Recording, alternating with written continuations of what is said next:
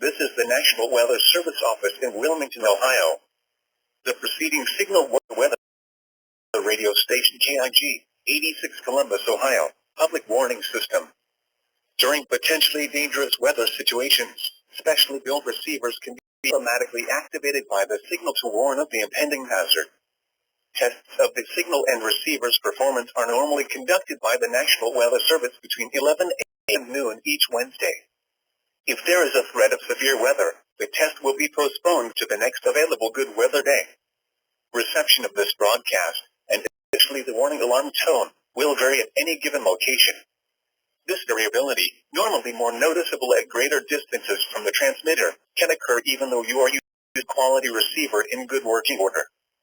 The warning alarm tone will be activated for hazardous watches and warnings for the following counties: Champaign, Clark, Delaware, Fairfield, Fayette, Franklin, Greene, Hocking, Knox, Licking, Madison, Marion, Morrow, Muskingum, Perry, Tickaway, and Union. This concludes the weekly test of weather radio station KIG, 86 Columbus, Ohio.